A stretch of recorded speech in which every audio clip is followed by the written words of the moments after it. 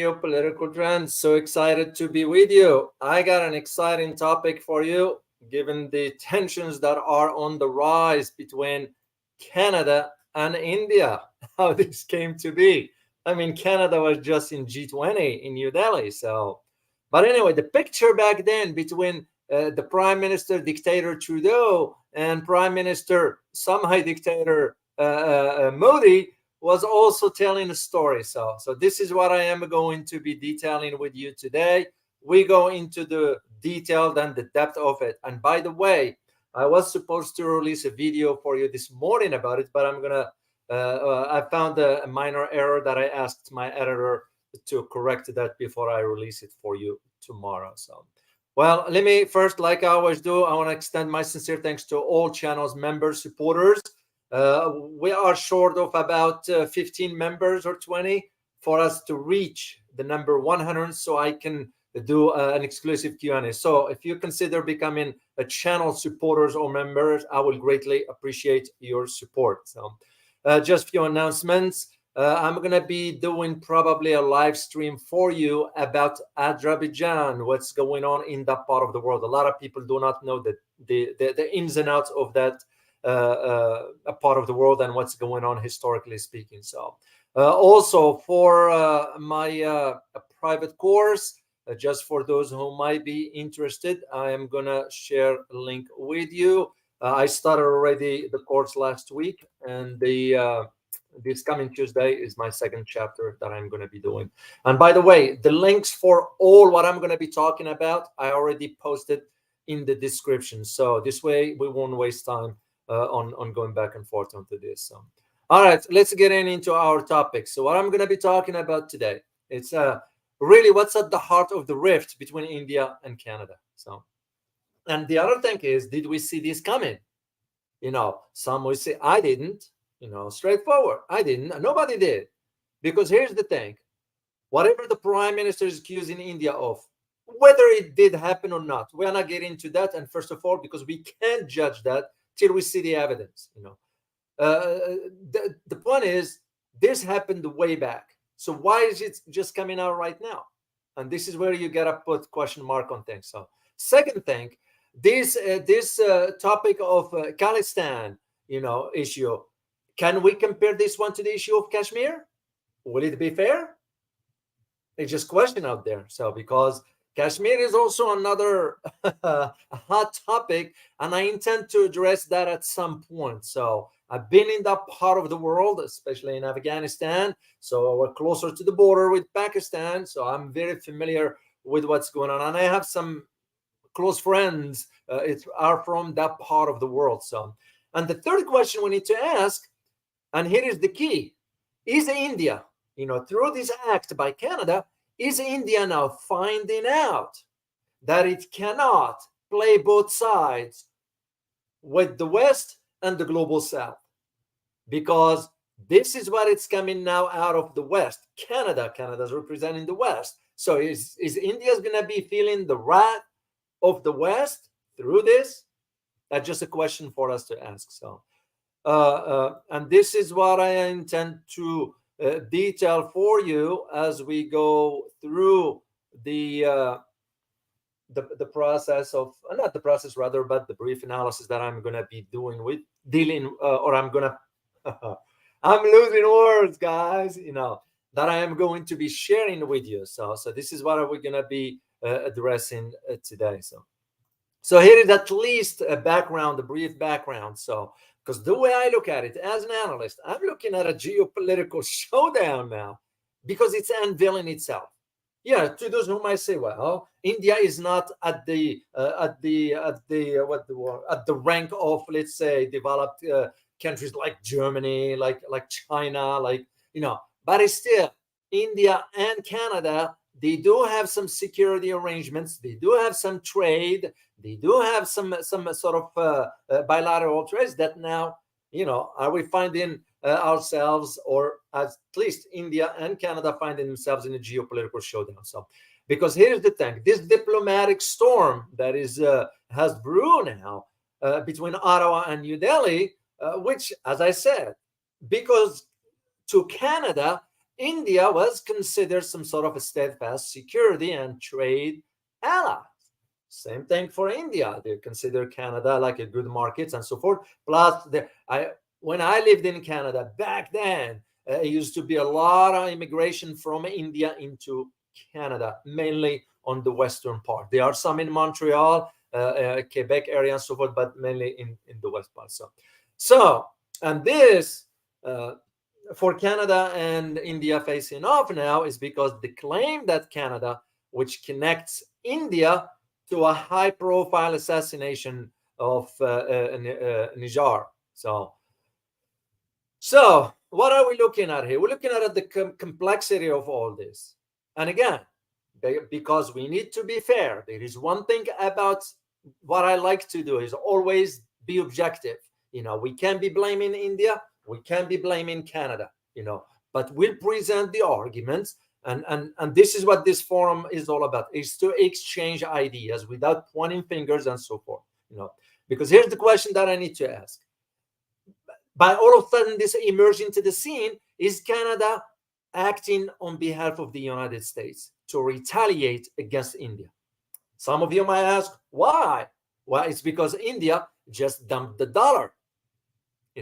I'm going to take you back to what took place with the chief financial officer of Huawei, Meng Wanzhou. You all know the story, and I covered it a lot on the other channel, the big channel. I didn't have this channel at that time. So, because Canada acted on behalf of the United States to legally detain Meng Wanzhou, who was on her way to, I think, Mexico or Latin America or something. So, the second question we need to ask also is, could this strain, meaning this rift between Canada and India, could it signal rather the beginning of a strained relationship? So, and the other major one that I do see, India's going to have to really be careful how it proceeds, because he was sending some signals that it's moving west.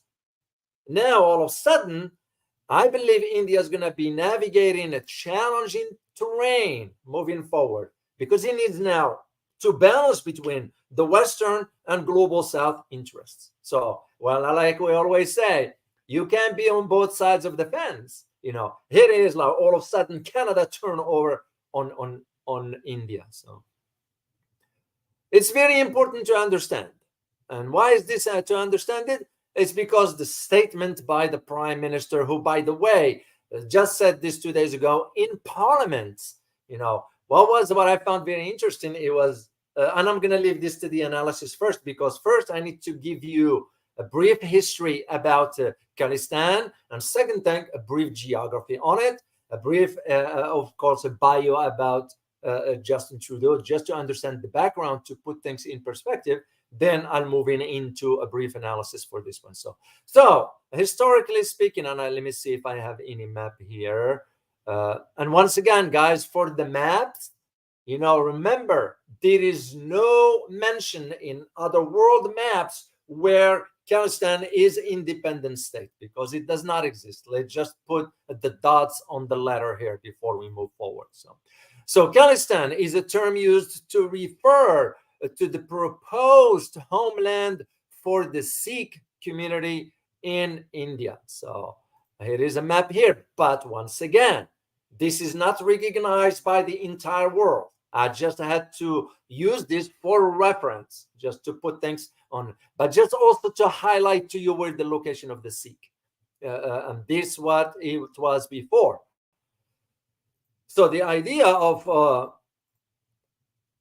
the community, the Sikh community in India. So, and by the way, the word Khalistan is derived from two Punjabi words. One is Khalis, which means pure or free, and the other one is Stan, which means land or country. This is where, just for you to know the terminology and the origin of the term. So the idea of Khalistan emerged back in the 1940s. Yes, in the 70s and 80s, start to be clashes between the supporter of the proposed homeland or development or the independent state and the Indian military, of course. But the idea, it's not new. It goes back to 1940s.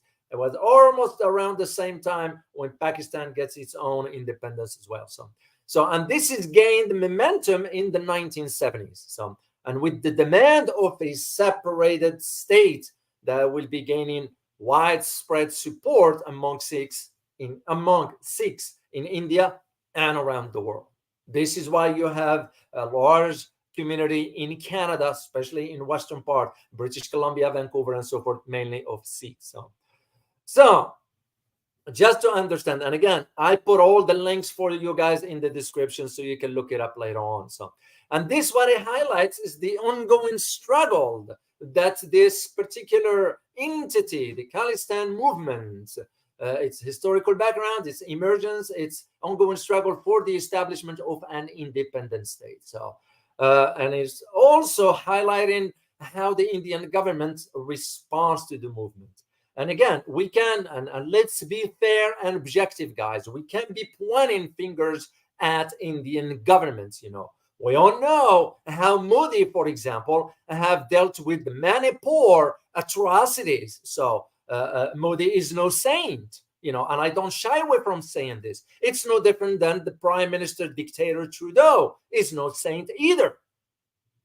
After what he did for the protesters, the truckers in Ottawa, after all the policies he's enforcing, after the mandates about the vaccines, about this, about that, he's no saint. And I'm going to tell you part of his bio to put it in perspective for you. So what I see here is like both India and Canada are finding themselves now facing off head on. And they're going to have to figure out how to manage this. The one thing that I can lean towards is that India will have to proceed carefully, because if India was thinking that the West will embrace it, it's mistaken.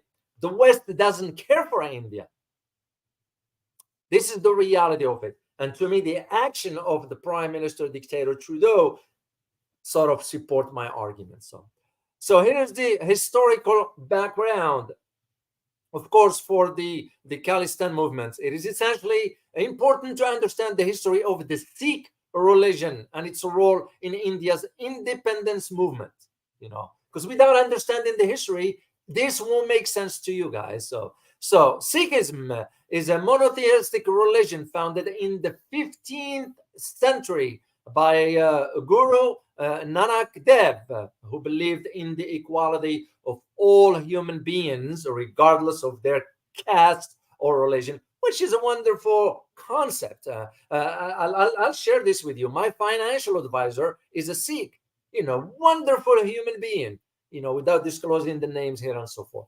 And very smart with numbers, despite the downturn in the markets, I didn't lose much, literally in comparison to. But he's a wonderful people, and he is a Sikh. So the Sikh community played a significant role in India's struggle for independence from British rule, rather, during the 20th century. So we can't ignore this fact. They take part into the independence of India. And at some point, they wanted to have their own state. Now, that's an internal matter for India to handle and deal with. That will be the same argument for Kashmir.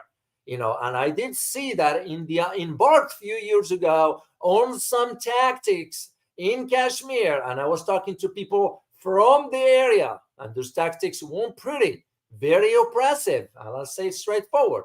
Once again, nothing against India. What's fair, it's fair. So moving on. Now in 1947, that's where the Partition of India came in, which created, of course, the separate states of India and Pakistan. This is why it's important to understand. And this led to widespread violence that took place and the displacements of the millions of people. So the Sikhs who had hoped to form their own state within India. This is why I had to highlight this map here. But remember, this is not recognized by the entire world as of today, because there is no such thing. This is just the drawing lines as to where Khalistan was hoping to establish its own state, per se. So Then fast forward to the 1970s, and I'm not going to detail too much here because I need to get into the analysis of it. So the demand for a separate state of Khalistan gained momentum in the 70s with the establishment of the Anandpur Sahib resolution by the Shiromani Akali Dal, known as SAD, so which is a political party that represents the Sikh community in India. So the resolution called for the creation of the federal system in India and demand more autonomy for Punjab.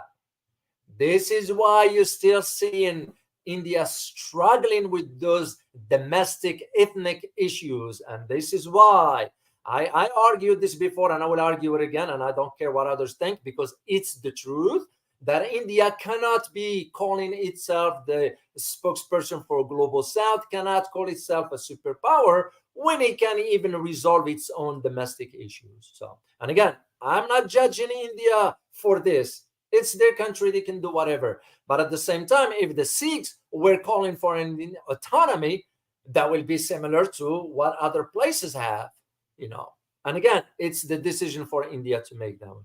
So, and this momentum gained support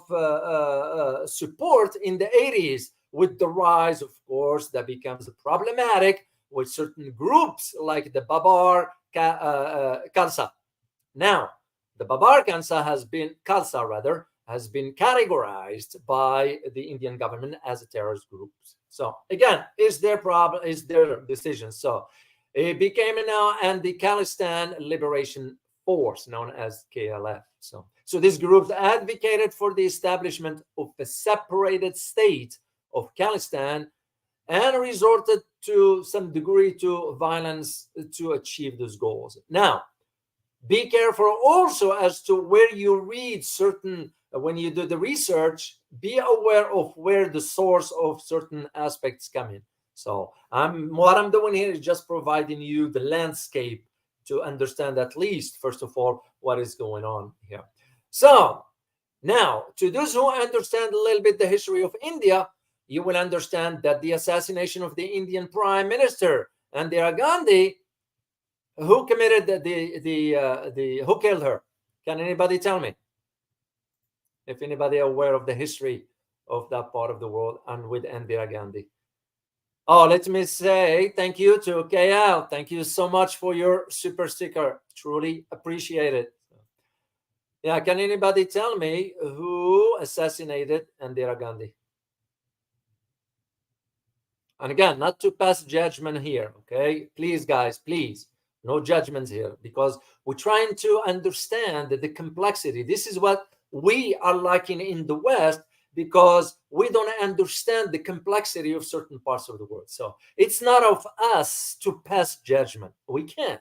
And we shouldn't, as a human being, we shouldn't be passing judgments on others. We don't like to be judged, so who gives us the right to judge? Yes, we can provide our arguments. Yes, we can provide our assessments, but we leave it open to discussion. So, oh, I did see it here. First, it was by Cam. You're absolutely correct. And some of you also have answered that one. So it was a Sikh bodyguard. That is indeed how it happened in 1984. I remember that one. So, and of course, once you assassinate a prime minister like that, what's going to lead? It leads to more tension between the Sikh community and the Indian government. And in retaliation, of course, thousands of Sikhs were massacred in the anti-Sikh riot that followed primarily in Delhi.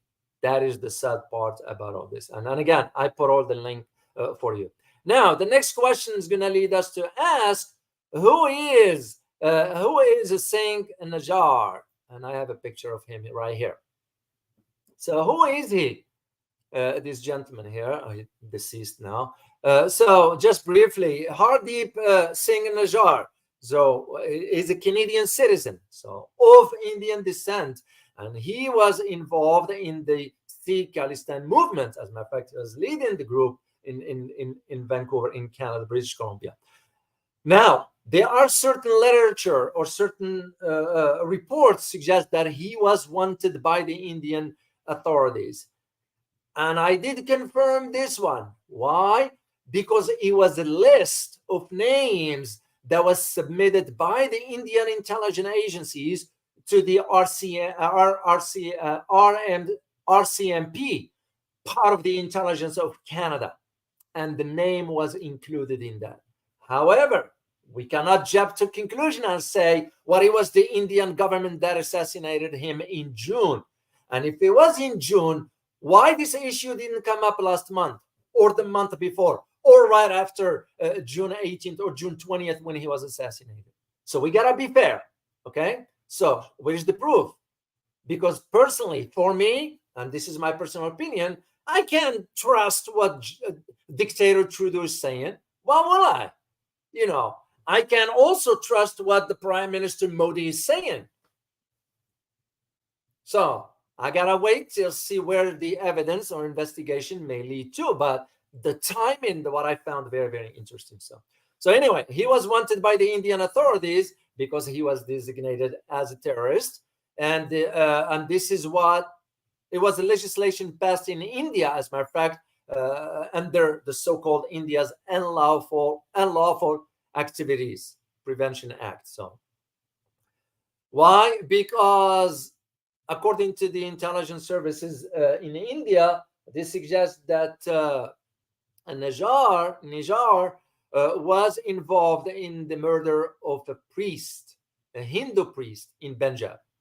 So, and this is why I found you can, for events like this, you can jump to conclusions right away. Oh, India did it, or no. You can't jump. We can't jump to that. So, and this is where, at least to give you a background without going more into details, as to, of course, in 2018, the Indian government has accused Nijar of multiple targeted killings in India. I don't know.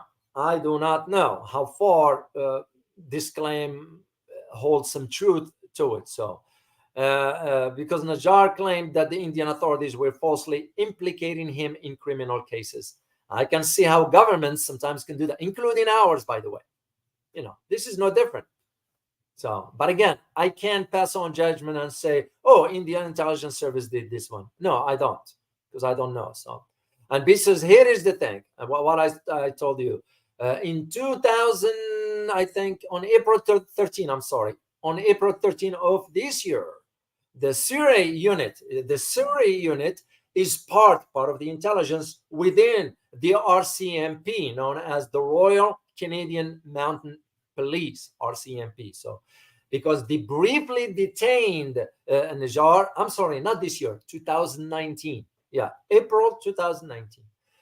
They detained him briefly for questioning, but he was released within 24 hours later on without being charged. There were no charge filed against him. So, in March 2019, he was charged with an assault in Surrey, but the case was dropped later that year completely.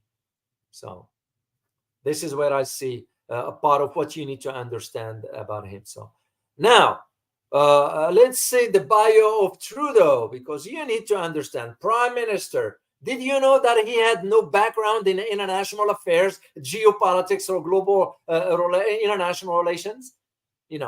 None, zero. So Trudeau, Prime Minister Dictator Trudeau. Usually he's the son of well-known politicians in Canada, known as Elliott Pierre Trudeau, who was a very brilliant guy. Don't get me wrong. And I read his bio. But as a matter of fact, you created the good relationship back then, at least. When I go back 5 years ago, before Canada was pressured by the United States to reverse course, they had a good relationship between Canada and China. And you know who you have to thank that for? Elliott Trudeau, Pierre Trudeau, Justin Trudeau's dad, because he's the one who opened up Canada to China and vice versa. Had a good relationship with the Chinese, except that one of the literature that I looked into, Pierre Trudeau was somehow a little bit arrogant. And what do I mean by arrogance here? Intellectually, he was well educated, but sometimes when you try to show off your intellectual, that comes across as being arrogant, academically speaking. You can see this with some people when you meet them and said, hey, I am Dr. So-and-so. You only call me Dr. So-and-so. That to me is arrogant. So I never, hardly ever introduce myself to people when I meet them. Oh, I'm Dr. Oh, I'm just David. That's about it. Who cares? But he was arrogant. He was condescending in some speeches. And I had a chance to read that too. But beside all this, so how did Justin Trudeau became a prime minister? Well, of course, he went through school. He pursued his degree in Jean de Prébeuf, which is a private school, the same private school his dad wanting to study French language in Montreal. That's what it was. So later on, he acquired a bachelor degree in literature, exactly in English language, from McGill University, a well-known university in Montreal.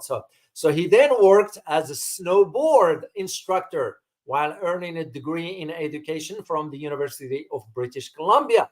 That's where the link comes in as far as the Sikh community in Vancouver.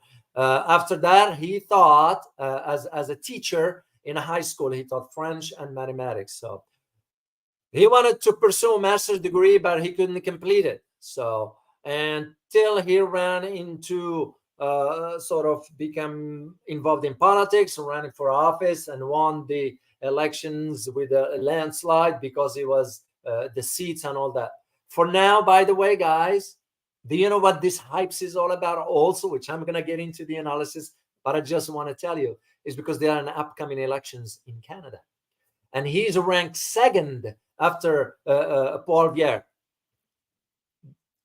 Domestic politics might have something to do with it. So and we will get into that. So now, one thing I need you to know and understand why dictator Trudeau is embarking on this woke policies in Canada and climbing down on protesters, even though he champions so-called freedom of speech.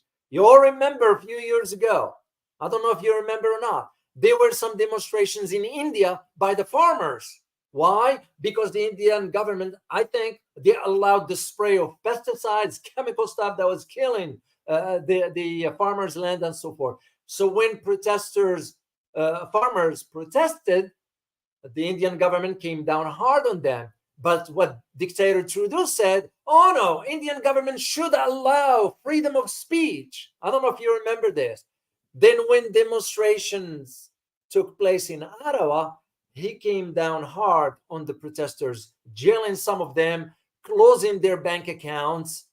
Yeah, because he was also pursuing the policies of the World Economic Forum, because he is a globalist, a young globalist within the the World Economic Forum. That's why he's been groomed into that. The same like Jacinda Ardern, the former prime minister, another dictator, because that's how she is. The same with the former prime minister of Finland, Sanna, who used to work for, and now she's joining forces with none other than the idiot Tony Blair. You all know the history of Tony Blair, a liar. I don't shy away from saying this. Usually I don't use, negative stuff, but when it's need to be known, I don't shy away from it. The truth matters. This is what people are having a hard time, hearing the truth and accepting the truth. There's the saying goes in religion, the truth sets you free. Well, beside the point of religion, the idea that truth matters. That's just part of how it is. So we can't hide and shy away from it. So dictator Trudeau's been pushing the agenda, and this is what's ruining Canada. As I said, I used to live in Canada before. Wonderful country back then. It's gone. It's the like of Germany, the like of Australia, which just yesterday I read an article that its economy is collapsing. And this is what you need to understand, because what's lying ahead in Canada, could this have to do anything with it? Why? Because Paul Bière, the guy who's running against, it's more preferred by the Canadian for prime minister than Justin Justin Dictator Trudeau. So most of the polls that have been conducted in Canada suggest that Dictator Trudeau is trailing Jean Poirier. Could this be a distraction? Because there are some truth to all this. And I'm going to get to the analysis I promised you, but I need to do geography for you because you need to see certain images here that, certain maps. Once again, don't interpret this because some of this stuff is not recognized on the international stage. All I'm showing you here is just to put in perspective, to highlight to you, for example, the acreage of this Khalistan region. So this is what you need to understand. So geography, the Khalistan, the geography of Khalistan's land is very variable. So there are several propositions that have been made by different groups. This is what makes it problematic. So, but all plans which have been primarily considered involved that currently form the Punjab. That's the region for that. You know, if it's part of the Punjab area, the Chandigarh, and some other parts of neighboring states in India. That's what you're looking at on the map. So that the territorial ambitions of Khalistan have at time included Chandigarh, which is sections of the Indian Punjab, and including the whole north of India and some parts of western India, which means right here. You don't see me. You don't see my cursor when I point to it. So I found also another map. And again, this is just to highlight to you. So, and this is why you're seeing, and I'm going to touch on the issue of Kashmir. It needs to be also addressed because we can't shy away from all this. It's very, very important to highlight this one. So here is my analysis for you as to really how I see things moving forward.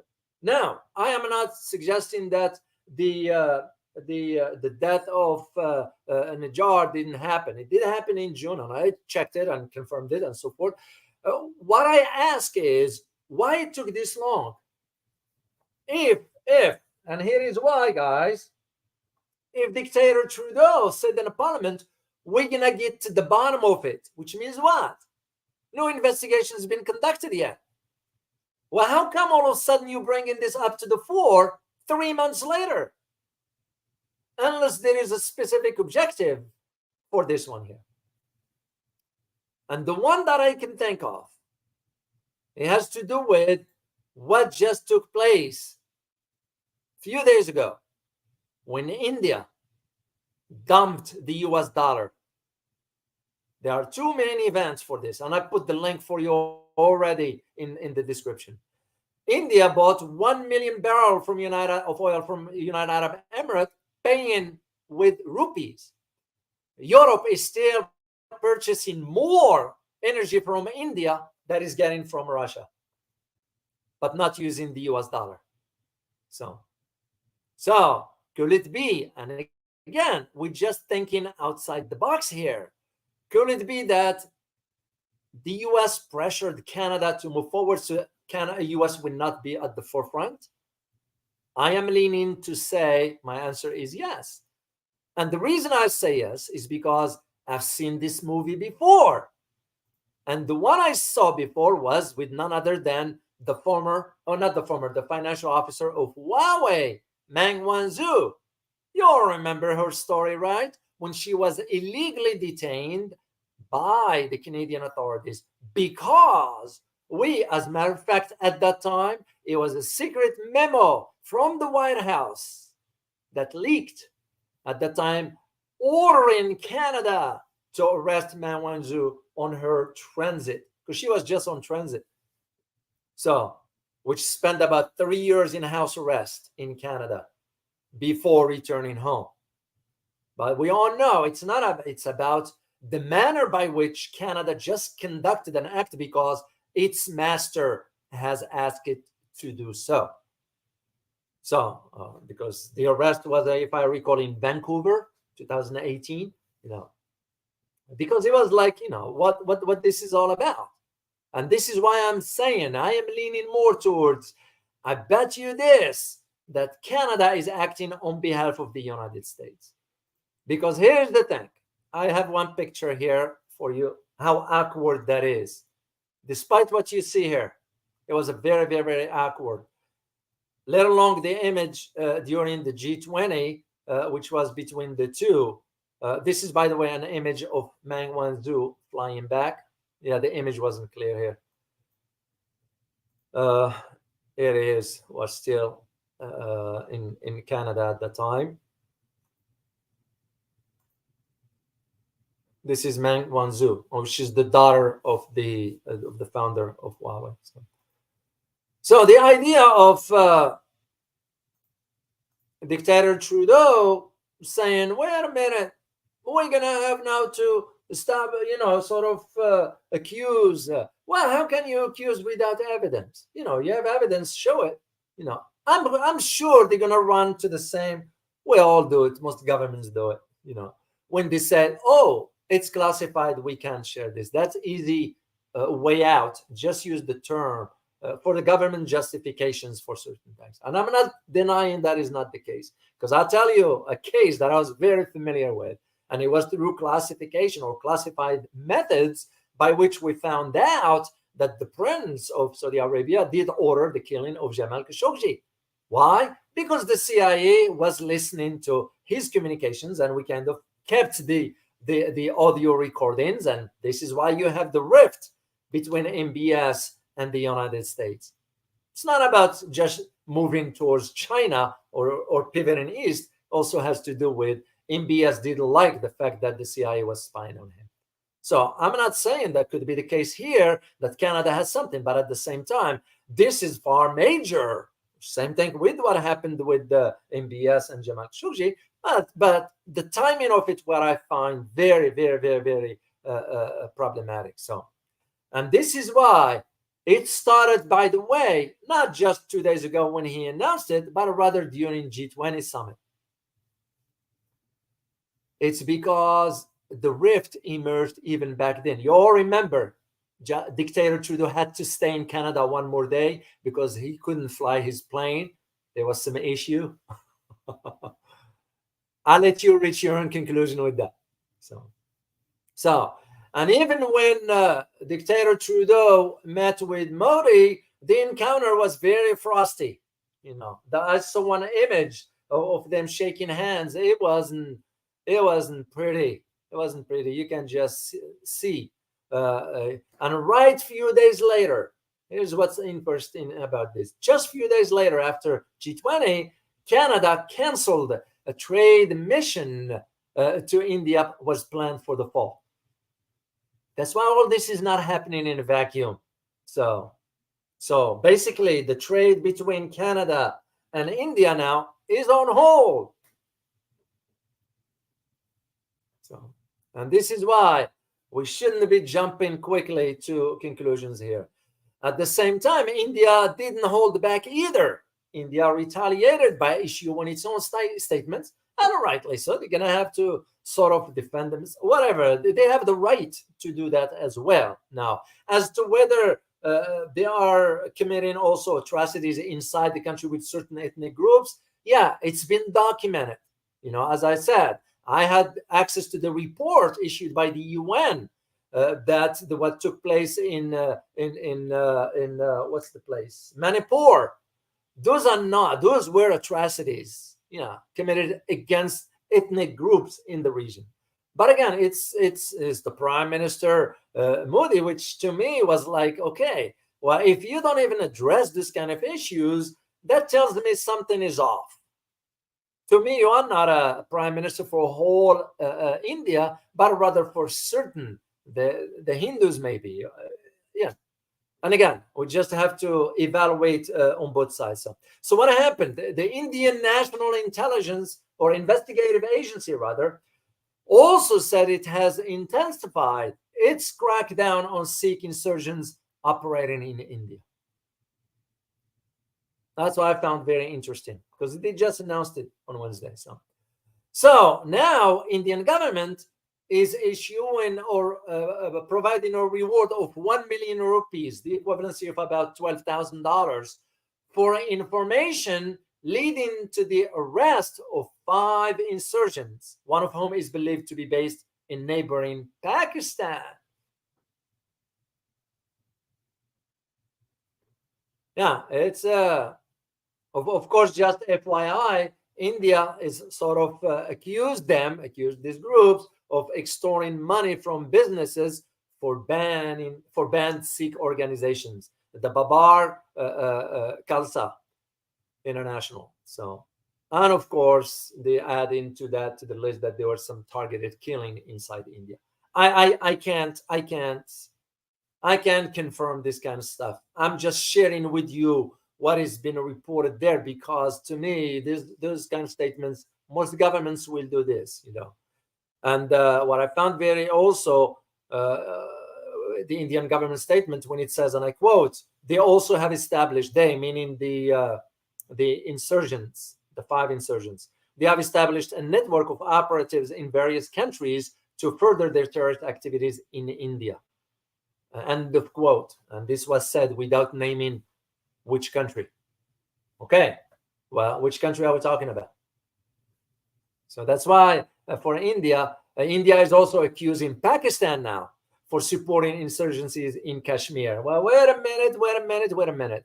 If we are to look at the history of Kashmir to begin with, which is very troubling to me personally, what took place a few years ago when the Indian government went ahead and cut off internet access, and there were some atrocities committed in Kashmir, including killing in Kashmir.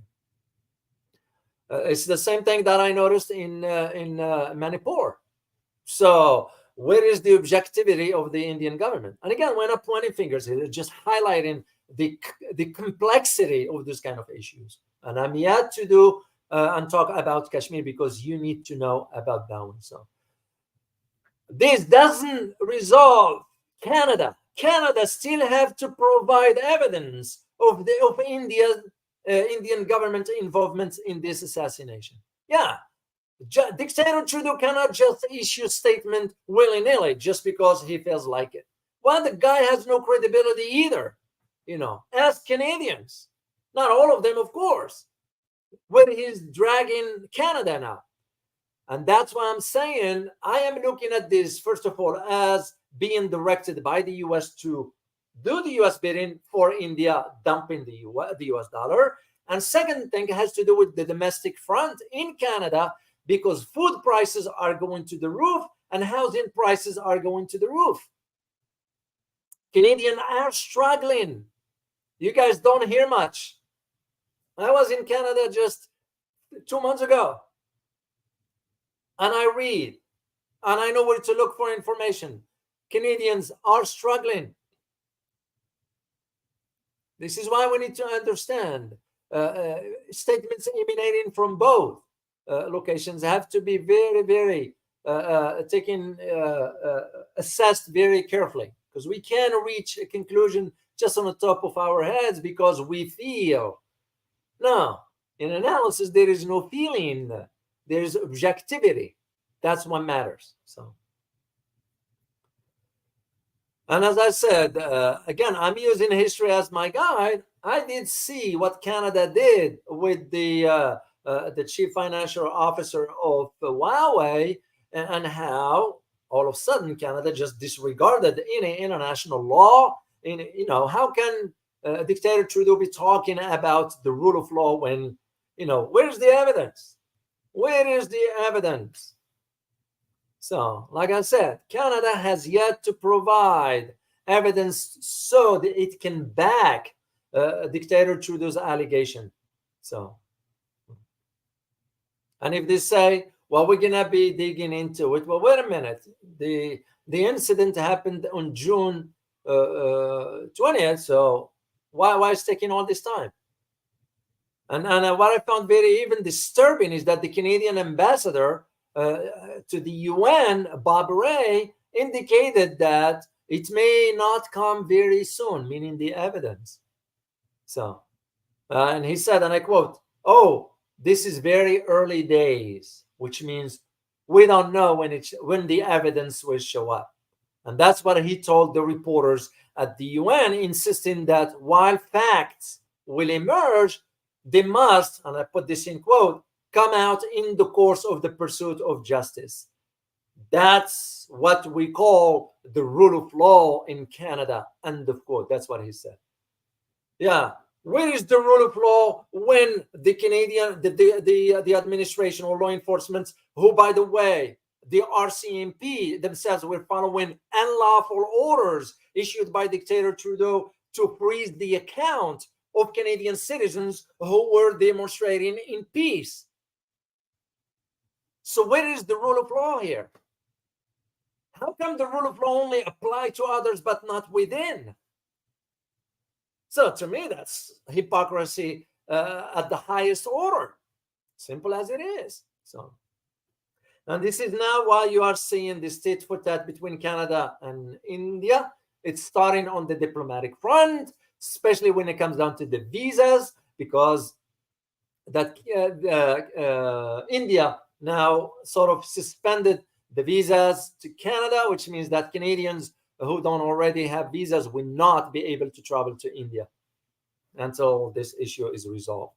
And by the way, I did some research and I found that about 80,000 Canadians traveled to India for tourism in 2021, which was right around that time. So it's very, very problematic. But one thing is sure is I want you to make sure, guys, you do not jump to... Yeah, here is that image, by the way, guys. I forgot to show you this. This is the awkward one in G20.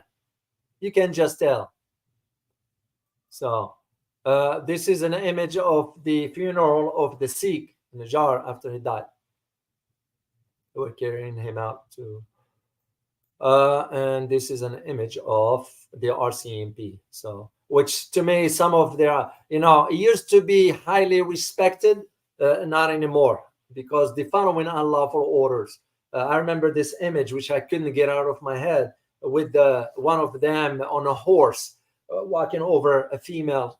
She tripped and just, no sensitivities, no, that's inhumane. That's inhumane. Why? Because people are protesting. Now you got issues in Canada with, which, by the way, I did find one. I'm going to share it with you. Very disturbing that even now you got the guy by the name, another Singh. His name is Singh. I'm trying to get his name here. He's supporting Canada for the woke policies, forcing sort of educating children on aspects that have nothing to do with what the parents want. I'm trying to get you guys the picture here so you can see it for yourself, which was very, very troubling. It's right there. Yeah. And even the arguments for this. Justin Trudeau says India killed someone in Canada. Well, he offered no proof, and rightly so. So, what I found very interesting, that they're already bringing in China into the conversation for this. That's what I found very disturbing. So all of a sudden, they mix and matching this for that, and it tells you there is no credibility sometimes when you read issues like this, because those are very, very disturbing, and it can be. It can be. This is the image I wanted to share with you because you need to see it, and this is in Canada. And you will see who is leading the march is another Sikh who is politically involved. And by the way, his name is Jaman Singh, if I'm not mistaken. This guy here is a member of the parliament, I think. So, but look, the rise of hate towards LGBT. This is what they are forcing on the Canadian society. And by the way, we're seeing it right here in the US too. The Biden administration is forcing these kind of policies, I don't have small children in school, and if I did, I would pull them out of school. Forget about it. You know, the education system is corrupted here in the US. So, and this is what I want you guys to really understand, and just to put it in perspective for you. So before you start reading, you're gonna be reading a lot of stuff, and you'll be at least well informed of really what's going on yeah, you're absolutely correct, Phil. Melanie Joy, it's useless. It is useless. That's the like of Annalena Burbank of Germany, is the like of Prime Minister Albo of Australia, the like of what's his name, the guy, Prime Minister of New Zealand, not the foreign minister, Prime Minister. Useless. The Prime Minister of Korea, South Korea, Japan, Marcos of Philippines. You get the idea. The whole Chancellor of Germany, they all are useless. So Canada is no exception. Gone, Canada, that used to be really well respected around the world. When I was a kid, I used to hear a lot of good stuff about Canada. Very, very neutral, very, very peaceful. Everybody would love to just go and live in Canada. It's a big country, doesn't have a lot of people, but Canada is gone. But at the same time, you don't just blame the government, you blame the people that voted him on. It's no different than what we have here. We end up voting for Uncle Joe, who just doesn't know what he had for dinner last night. And not to make fun of the guy, I don't do that kind of stuff. But he needs to retire. He needs to go spend the rest of his life at home, enjoy whatever days remaining for him on earth, instead of just dragging us into confrontation on a massive scale. And I know it's not him. He doesn't even know what he's doing. The guy is forgetting things. So just the reason why I wanted to talk to you about all this is because I was going to do Azerbaijan for you guys, but I decided to do this, even though I didn't release the video on it. I'm going to release it tomorrow morning. Just make sure to take a look at it and hit the like button so you can push it up into the sort of the viewership. The reason being because people need to hear different perspective. And you know me, I don't sugarcoat things. But I intend to do Azerbaijan. If you guys like it, if you want me to do a live stream on Azerbaijan and Armenia, just let me know. Leave me a comments, and I'll be happy to do it. So, all right, guys, I hope you find this very informative. And once again, if this is your first time here, please hit that like button. I will greatly appreciate it. And remember to either become a channel supporters or a member. I will greatly appreciate your support. As always, guys, remember, geopolitics impact your daily life in more ways than one. Till next time. Bye-bye.